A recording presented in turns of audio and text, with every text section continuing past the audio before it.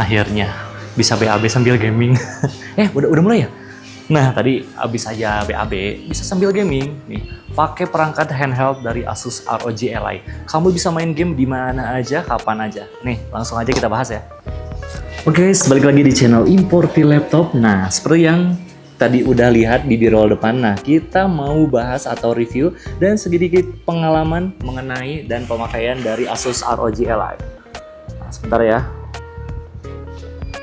Nah, ini dia untuk Asus ROG Ally. Nah, kenapa bisa berdiri ini? Karena dia pakai stand yang udah dibahas di video unboxing kemarin. Nah, ini cukup lumayan berfungsi juga ya.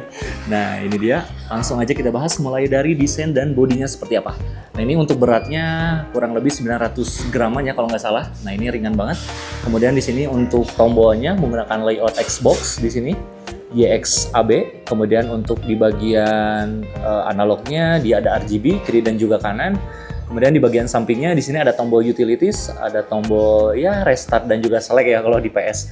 Nah, di sini kalau misalkan teman-teman pencet tombol utilities, di sini ada yang namanya command center.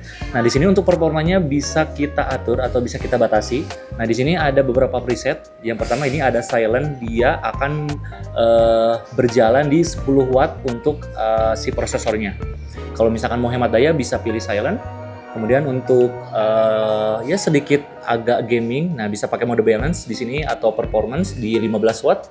Kemudian kalau untuk gaming banget, nah di sini bisa pakai turbo ya. Ini di 25 watt. Tapi kalau misalkan teman-teman sambil di charger nih si Asus ROG Ally dia bakal nge-unlock yang paling tinggi lagi, dia bisa up to 30 watt ya. Kemudian di sini untuk modenya bisa pakai mode desktop dan juga mode ini ya, mode gamepad. Jadi mode gamepad seakan-akan kita mengoperasikan si Windows 11-nya seakan-akan Windows 11 ya.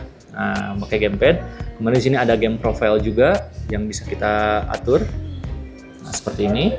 Kemudian di bagian bawahnya di sini kita bisa munculkan keyboard. Kemudian di sini ada real time monitoring. Nah, jadi ini fungsinya sebagai apa ya? Sebentar.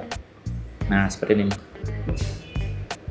Nah, jadi ini informasi kalau misalkan teman-teman lagi pengen main game gitu, dapat berapa FPS atau berapa suhu yang dihasilkan si Asus ROG Ally. Nah, dia bakal ditampilin menggunakan si monitoring suhu ini. Nah, nanti kita coba tes game juga ya sekalian. Kemudian di sini untuk FPS-nya bisa di limit karena ini layarnya up to 120 Hz, dia bisa di 60 Hz, 90 Hz dan juga 120 Hz. Kemudian ini show desktop ya seperti biasa. Kemudian ini controllernya bisa kita matikan juga. Nah, kalau misalkan teman-teman pengen main gamenya lancar, nah di sini ada mode FSR nih. Nah, FSR ini kurang lebih sama kayak Nvidia. Kalau di Nvidia tuh seperti DLSS ya. Jadi dia seakan-akan ngerendernya di render resolusi yang lebih rendah, tapi tampilannya di tampilan resolusi yang tinggi. Seperti itu. Kemudian ini layarnya bisa kita atur juga, bisa HD, 720p dan juga Full HD. Karena dia bawaannya di 1080p, 120 Hz. Nah, kemudian refresh rate-nya juga nih, kalau misalkan lebih hemat daya lagi, nah kita bisa set di 60 Hz. Kalau misalkan lebih responsif, nah bisa kita set ke 120 Hz. Kemudian ini di sampingnya ada brightness, seperti biasa, text screenshot, dan lain-lain. Oke, nah selanjutnya di bagian tombol sebelah kanan, di sini ada tombol Armoury Crate. Nah, di Armoury Crate ini fungsinya sama ya, kayak ngatur ROG atau makro button yang ada di belakang. Nah, nanti kita bahas juga. Ngatur trigger juga, ini bisa diatur kalau misalkan teman-teman main game racing gitu. Nah, ini bisa juga diatur. Nah, di sebelah sini. Kemudian di sini seperti biasa tombol seperti gamepad. Ada L1, L2, R1, R2. Di bagian sampingnya ini ada speaker stereo yang nendang banget ya. Ini kiri kanan ada grill. Kemudian di sampingnya lagi ada Asus ROG. Dan ya di bagian bawah cuma tulisan doang. Dan di bagian atas nih, bagian atas di sini ada tombol power. Kemudian ada LED indikator, ada tombol volume, dan di sini ada port khusus yang dimiliki perangkat Asus ROG yaitu XG Mobile. Nah, ini selain di Asus ROG Ally, dia untuk portnya sendiri ada di Asus ROG Flow X13 sama ROG Flow Z13. Nah, teman-teman bisa pakai. Nah, ini untuk performanya. Nah, ini fungsinya untuk menambahkan GPU eksternal. Nah, ini kan untuk prosesornya menggunakan Z1 Extreme, di mana ini prosesornya integrity grafik, jadi nggak ada discrete tambahan. Jadi kalau teman-teman performanya dirasa kurang, nah bisa ditambah menggunakan XG Mobile ini. Ini kalau nggak salah up to 3080 atau 4080 ya kalau nggak salah.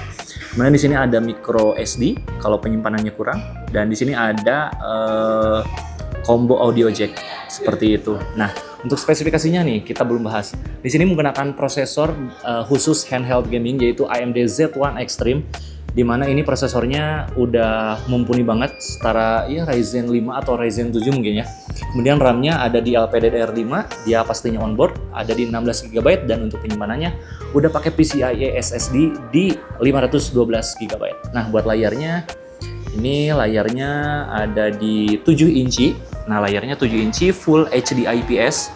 Dan sini refresh rate-nya udah kita bahas tadi di 120 Hz. Ini responsif, dan selain buat gaming juga nih. Ini seperti biasa yang namanya Windows 11 ini kita bisa installkan aplikasi-aplikasi buat kerja ya, seperti Microsoft Word atau buat ngerjain Canva gitu. Nah, ini bisa banget kayak PowerPoint, bikin presentasi gitu. Nah, di Asus ROG Ally juga bisa. Oke, langsung aja kita lagi tester game. Ini game yang pertama, kita main di Spider-Man Miles Morales. Ini game PS4, masuk di handheld kayak gini. Nah, ini untuk performanya kita di set di 15 watt. Kemudian ini untuk frame rate-nya ada di 60 fps, dan untuk suhunya masih terjaga di sekitar 74 derajat. Ini langsung aja kita sambil main, guys. Kita lanjut ke game selanjutnya. Ini game PS4 juga. Ya, ini game sejuta umat, God of War 4. Yang dimana 2 tahun 3 tahun ke belakang kita main di rumah gitu di TV yang gede. Nah, sekarang bisa di genggaman kayak gini gitu. Ini untuk performanya ada di sekitaran 40 fps, suhunya di 69 derajat. Ya, cukup aman lah ya. Kita tes di performa 15 watt. Nah, ini di turbo. Kita coba tes di 15 watt. Father, throw your axe at those trees on the other side of the bridge. The ones with the white trucks.